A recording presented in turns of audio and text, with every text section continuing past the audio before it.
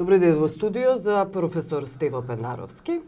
Одиме со вчерашниот собир на ВМРО-ДПМН, кој говори за неспорен оптимизам кај Груевски, иако поинаку некои аналитичари го толкуваат, но и за неименување на ударната тупаница, ударната гарнитура. Значи ги видовме во првите редови луѓето кои се или осомничени или се под истрага, но тие не ги менува Груевски.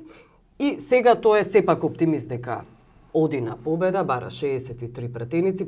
Може би ќе биде предолго, но има сет работи кои би сакала ги истакна, па вие ми објасните врз што се темели тој оптимизам. Јас сметам дека тој оптимизам може да пројде, заради тоа што нема да го напушти онаа армија од администрација, веќе се нови 1000 полицајци нели вработени. Потоа тука е силната пропаганда која се уште постои. Изборните списоци не се до крај исчистени, државата не се одвои од партијата, нови списоци се прават, да се подсетиме, и се не може да процесуира дел од оние случаи. Груевски може да биде оптимист покрај се ова што направи. Може да биде оптимист. Значи може да биде оптимист зависно која му е проекцијата. Не може да биде оптимист за 63 пратеника и не може да биде оптимист да приближи на изборните резултати кои ги имаше порано. Тоа е моја проценка. Добро. А зошто мора да биде оптимист на јавна сцена? Зашто секој политичар во светот тоа го работи. Добро. Тама работа он да излезе на бина, собрани 10-20 луѓе и да рече ние ќе изгубиме, ама ете да се видиме за последен пат. Оптимизмот е прва професионална одлика, специфика на секој политичар.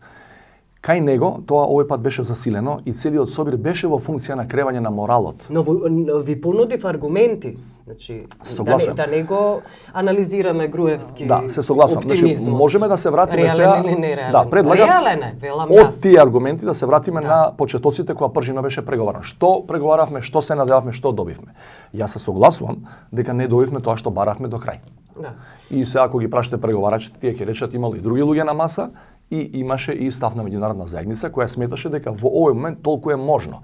Може би не посветија внимание на нас доволно. Има светски кризни точки и таму гледа. Меѓутоа факт е дека ние како опозиционо движење не добивме поддршка од клучните фактори на Западот да ни помогнат повеќе од ова да направиме. Специјално оделение, специјален суд на пример, па и попржино 2. Така што ова беше максимумот, по моја проценка, од она што го слушам од преговарачите, максимум што можеше да се добие. И многу ми напрашуваа зошто, на пример, сега во пржино 2 отпадна третиот, а по мене прв, најважен услов за да имаме фери демократски избори. Ова што вие го спомнавте. Државата не е одвоена од партијата, односно партијата ги има прегрнато институциите и ги гуши, не може да дишат. Практично партијата е еднаква на сите институции, не само на судството. Во опозицијата ќе ви рече дека е тоа долг процес, дека за тоа ќе треба години и години деконтаминација на пример на правосудниот систем. Се согласувам, но повторно немате вие лост од надвор кој ќе ви рече дајте ова да го рече. Извештајот на Прибе на пример, тоа го заговара. Зошто извештајот на Прибе го нема практично нигде на маса? Затоа што се чека новата политичка композиција после изборите која ќе треба да се зафати со тоа. Нови политички композиции, тоа е процес демократијата која се трае, која трае еден век, но Груевски веројатно ќе остане на листата и сега СДСМ велат, има парадоксална ситуација, СДСМ велат дека е добро да остане, за да се прикаже, се покаже човекот кој е корумпиран, осомничен за криминали, за и така натаму, ќе има и нови процеси, се најавува, но од друга страна пак оние негови гласачи кога ќе го видат името на Груевски, нема да бидат поколебани да не гласаат за него. Јас се согласувам со првата позиција. Значи, добро е да имате таков човек на изборна листа, за да можете се ова што го чувме, видовме, регистриравме изминативе 2 години и преку бомбите најмногу и преку истрагите на СЈО, да го истурите на маса, да речете за оваа персона сега бија гласале пак. Че ја не зборам за хардкор членството на партијата кое може би добива нешто за возврат. Да. И тоа зборам за еден значаен дел од популацијата кој не би сакал да види човек кој е поприлично потемнет во кривично-правна смисла од активностите на СЈО да ја предводи листата во било кој изборен регион. И при тоа не се согласувам, моја проценка е со ова што го рековте дека и останатите ликови не само од бомбите туку и субјекти од луѓе чии имиња се спомнуваат во обвиненијата или во истрагите на СЈО, беа во првиот ред. Тие беа таму за да се покаже на остатокот од членството дека тој не ги заборава сите нив. Инаку за по мене би било харикери политичко ако тој се обиде да ги стави сите нив на листа, тоа ќе биде практично 6 изборни региони да ги водат, тоа не е невозможно. Да. И тоа нема да биде фабрикација. Не промовирано ви луѓе, да не заборавиме. Луѓе, има околу него луѓе кои не се спомнуваат во првите истраги на СЈО. Меѓутоа, овие што ги спомнувате, предпоставам, поранешниот министер за финансии, за внатрешни и така натаму, за транспорт и врски, тие би било прилично чудно да ги видиме на списоци, затоа што во тој случај ви имате само една... Да. Па вие имате... Но тој би се појавил. Да. Па би се појавил затоа што неговата проценка, јас се нагаѓам, треба да го прашате него ако ви дојде во студио. Јас мислам дека смета дека без него кохезијата на партиската инфраструктура би паднала сосема. Затоа би поминал. Инаку не исклучувам варијанта тој да се појави на изборни листи, а да не биде на извршна функција, да не биде после ништо, ако евентуално има изборен успех неговата партија. Милијана Киевски, Мартин Протуѓер не ги видовме вчера. Како го толкувате? Па за некои од нив се зборува дека и се обидуваат да бидат што почесто надвор од Македонија. Значи, можеби не биле во Република Македонија, некои успеваат да бидат надвор од Македонија, некои не успеваат затоа што не добиваат визи да посетат некои странски држави. Тоа се тие неколку архитекти. За Милијан Киевски се шпекулираше дека не добил виза. Да. Тоа се тие неколку архитекти, практично неколку десни раце на главниот архитект на кризата и ја не можам да видам како тие би биле, со кој кредибилитет би се појави на листи. Со кој кредибилитет? Добро, а со кој кредибилитет би се појавила Гордана Јанкуловска? И за неја, таа е во истата група. Значи, освен првиот човек кој се обидува да каже, еве, ништо не се променило, јас ви имам сите тука и сите ќе добиете нешто после изборите. Што се променило? Јас сум тој тука, бев и лани и преклани, еве, сите овие 10 години. Тоа е повеќе психолошки еден. Добро, оптимизмот кој го темели СДСМ, врз кој го темели СДСМ, според оние информации неофицијални, се некои анкети каде што тесно се приближуваат, иако се уште местото, позиционирањето на ВМРО-ДПМН останува зациментирано. Постојат анкети, но тоа е слабо. Значи, ако зборуваме партија контра партија, ако мислите.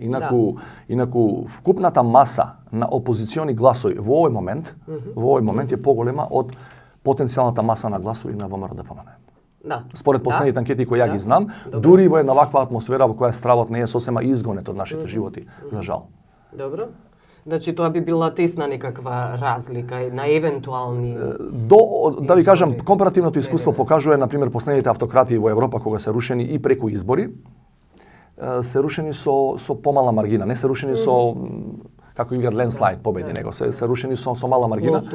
Со мала маргина затоа што се многу вкопани како режими, се многу вкопани во сите институции, во секое семејство во сите пори на општеството. Да, и даваат многу пари. Забележувате како што одат изборните циклуси. ВМРО-ДПМН троши се повеќе и повеќе пари не за споменици, тоа е башка, туку за изборниот циклус. Се тврди според првичните проценки дека овие избори нив ќе ги чинат 2,5 пати повеќе отколку последните избори 2014. Значи сите пари ги истураат со цел ако можат тоа тие нивни 400.000 луѓе некако да ги задржат макар со дупла награда што се вели. Да. Добро. И посетата на Хан беше очекувано. Беше дека нема да притисне за законите, оној сет закони Јас го коментирав тоа и слушам дека на некој овде во меѓународна заедница во Скопје не им било драго што таа одстапува од стандардниот дипломатски речник. Јас сакам да бидеме најасно со таа позиција. Вашиот дипломатски речник одстапува? Ова што јас го коментирав ова последното негово доаѓање и стојам за тоа. Не мислам дека е грубо, мислам дека е вистинито пред се и тоа е најважно. Дека една маргинална фигура за жал, мојата теза е дека самиот се дефакторизираше со сите негови настапи. Замислете, еве да ја потсетам само на еден негов настап со кој многу изгуби од имиџот. Ланската година учествуваше на Атлантскиот совет во Америка на еден панел. И тамо има и видеозапис за тоа. После сите бевме констернирани од како е тоа возможно. Значи овој човек кој е длабоко во македонската криза, тоа е само пар недели пред зад пржина, разбирате? Значи он е длабоко он го води процесот неколку месеци, паметите процесот почна во Страсбург и во Брисел претходно. И во сред тој процес човекот кој ги знае сите информации и бомбите више испукани, тој вели претходните избори според оценките на ОПСЕ ОДИХР беа генерално во согласно со меѓународни стандарди. Ти во тој момент не можеш да разговараш со мене. Ја немам верба во тебе, а не па да чекам помош од тебе.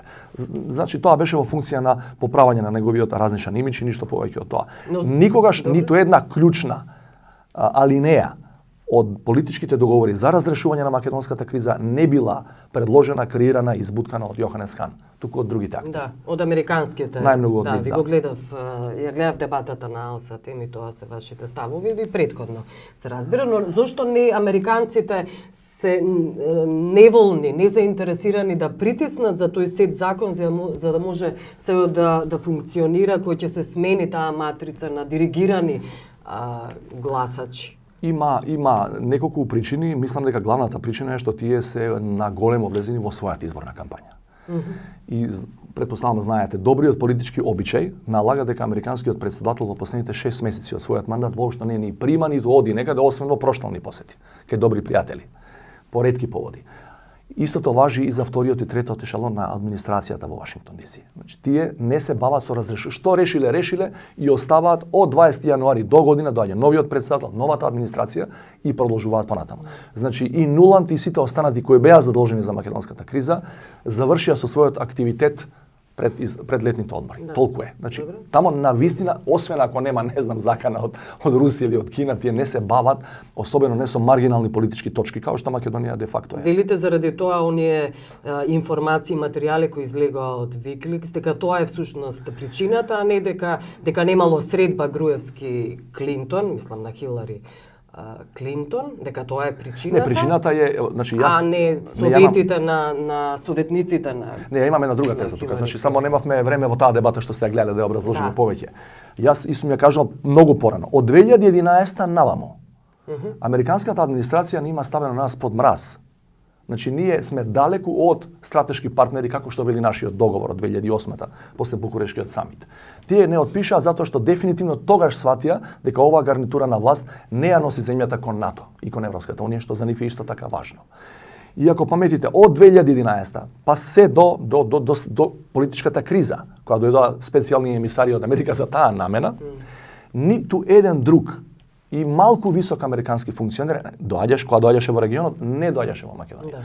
Значи Хилари Клинтон 112 држави посети како државен секретар, 4 пати беше во нашиот регион, не дојде во Македонија. Но причината има доаѓано 99-та Стенковец да го види Министерството за Ама надворешни. причината во Wikileaks вели дека Груевски заради тоа што не е премиер, заради тоа не би требало тамо една формулација за која ја инсистирам дека е многу важно да ја повториме. Тамо вели тој ќе се повлече од политиката и така зашто да го примаме заради субстанцијален притисок. Да. Тогаш е веќе потпишан пржино. И тамо стои дека тој нема ради притисок да се повлекува, него договорот со опозицијата е 100 дена пред избори да се повлече бидејќи настапува техничка влада и технички премиер за подготовка на изборите. Разбирате? И тие не ја користат таа фраза, па ќе видиме што ќе биде после. Него викаат он се повлекува од политиката поради притисок. Од политиката.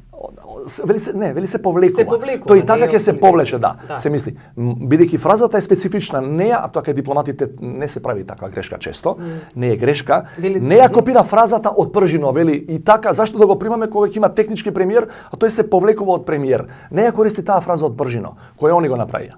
Него вели се повлекува. Целосно се повлекува? Не знам што мислат, меѓутоа таква фраза стои. Се повлекува вели поради субстанцијален притисок, значи голем, огромен притисок. Да.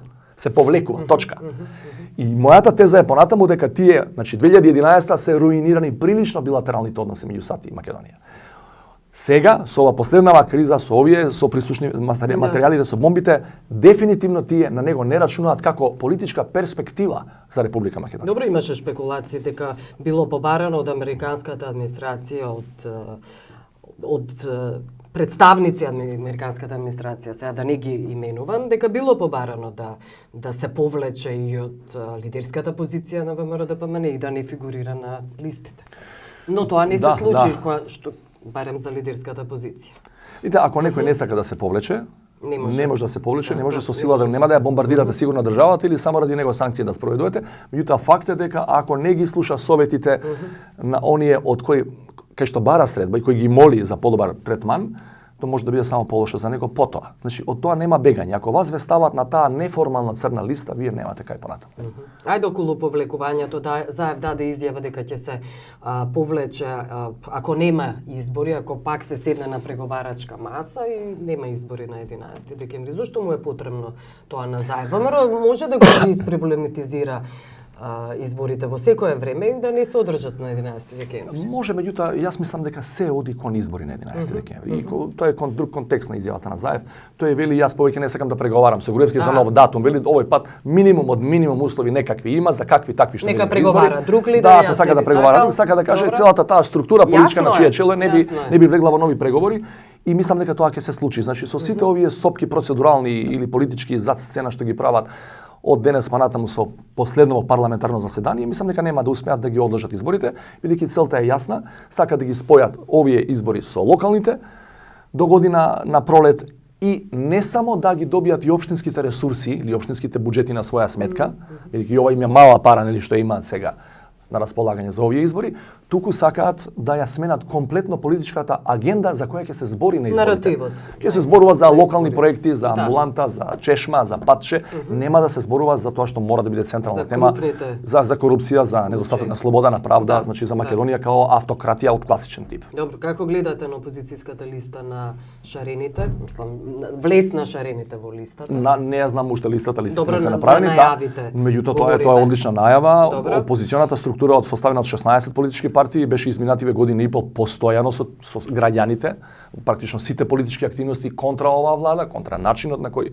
ова влада владее, што е пологично од тоа, дел од тие луѓе ако сакаат, се разбира, да влезат и во директен политички ангажман, но тоа е добра работа. Добро ве прашам заради тоа што има дел од членството на СДСМ кои не се согласуваат со ваква пратеничка листа, луѓе кои не биле никогаш Да политичари. кажам, јас не сум имаат метеорска кариера и им ги одземаат местата на партиските војници. Ама се случува тоа од време на време во секоја држава. Се случува. Кога мислите дека тие луѓе што ги имате се до одредено ниво, а вам би треба уште малку погоре за да победи. Тоа се случува секој пат. И да ви кажам, и да нема луѓе од надвор кои нели наводно им ги земаат местата на некои други, повторно ќе има проблеми и во самата политичка структура зашто бил тој, а не бил тој. Така што не би се секирал заради тоа. тоа. На исто се сведува. Да, мислам дека се работи секој пат за човечки амбиции, за лични амбиции на секој од нас и дека тие се судираат кога ќе дојде до конкретно место за секого од нив. Не мислам дека е нешто чудно, ново. И мислам дека и добро да се случува, бидејќи сепак има луѓе кои сакаат да го покажат својот политички потенцијал и да бидат на листи и од политичките партии во коалиција и од овие така наречени граѓански движења. Вие се гледате на листа, на избирачка листа? Јас не се гледам, јас предложив опозиционата коалиција која сега ја структурира целата таа своја позиционираност за изборите, значи допрва се приклучуваат ентитети во таа веќе доволно голема широка опозициона коалиција. Јас им реков нивна проценка да направат ако смета дека ја секако можам да помогнам на било кој начин. Значи јас сум расположен да помогнам на опозицијата. Како тие сметаат, нека повелат, јас сум тука 24/7 за опозиција. Добро. На која функција се гледате? Тоа е прашањето. Не. Значи функција. Не, никаква функција.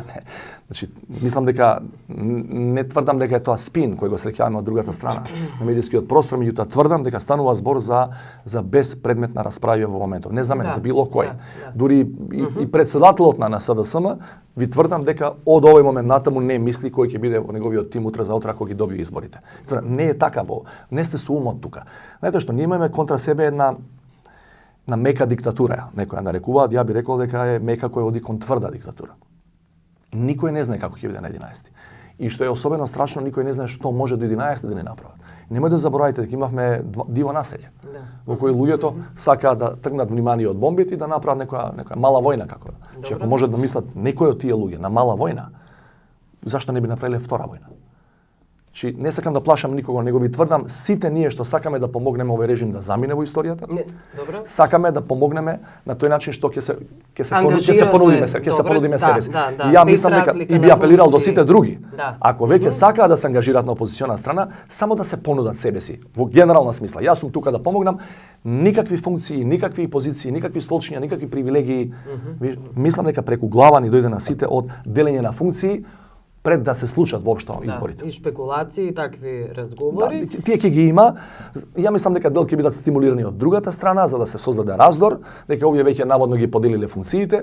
Меѓутоа ја ви тврдам дека сум бил учесник на избори претходно, бев во некаков тим 2011 уште на тие парламентарни, никогаш не можете да кажете ја имам капарисано место и за тоа се нафаќам тоа. Да. Добро, но зад кулисите тоа изгледа, во кулуарите тоа изгледа поинаку, па Ива Никола Димитров најави политички ангажман во СДСМ и сега се прават разни комбинаторики, обично во новинарските кругови и во политичките се разбира. Па ако ве прашате добри познавачи на приликите политички и од СДСМ и кои ве познаваат вас добро, како би се гледале вие, ние дел од новинарите би рекле дека ве гледаме како иден министер за надворешни работи.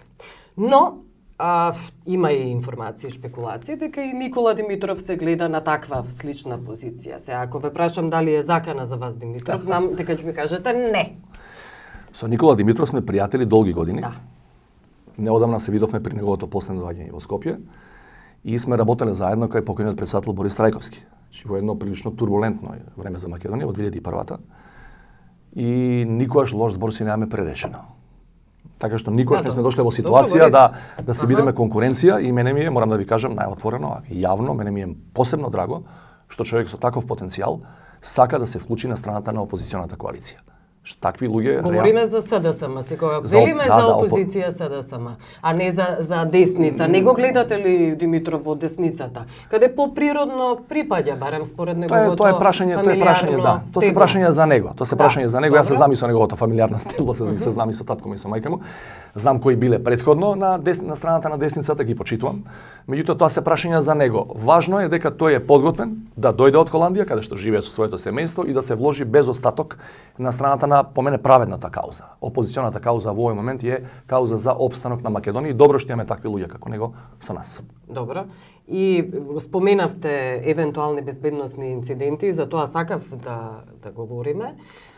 Навистина ли гледате таква можност, таква прилика да се случи еден динамит, една бомба, гледате, која ќе ја понуди власта? Кога се подготвуваше, а се подготвуваше и внатре и надвор 2001-та, многу мина знаеа како што се подготвуваше Косовската војна, например, 99-та. Многу мина знаеа дека сите индикатори упатуваат кон тоа. Не се знаеше кога ќе се случи. Еве ова денови што се случува најновото ова утро, например, нападот на Мосул во Ирак. Со денови се подготвува, сцената е поставена и само се чека да падне команда. Значи, такви индикатори нема во Македонија, кои упатуваат дека ние одиме кон втор меѓуетнички или не знам каков меѓу граѓански судир. Нема. Сигурно. Од безбедносен аспект ви кажем нема. Но фингирани судири секогаш може да има. Затоа ни се случи, затоа диво населје не фати корен. Диво населје не фати корен. Имаше толку мртви, беше страшен инцидент, страшен масакар беше. И од двете страни, имаш колку 18-20 убиени, и не фати корен, не беше тригер за серија такви други инциденти. Да беше таков инцидент, ја ви гарантирам, 2001-та, војната ќе беше дупло полоша. И тоа беше страшен настан. Бидејќи сега нема сцена која е поставена за конфликт, објективно нема меѓу луѓето, меѓу граѓаните нема. Не знам што ќе биде за 10 години, но сега нема. Сега можеме само да стравуваме овие за да ги зачуваат своите фотели, да не им текне па да инсценираат нешто. Чи не дека има на терен расположение или само едно чкорче е доволно да запали. Не. Ништо. Не треба ни мала провокација не може да запали. Може само комплетна инсценација. Значи власта со своите инструменти, со своји луѓе, со многу пари може да направи како што се тврди дека е направено диво населје минатата година, за жал. Добро, јас благодарам што бевте гост.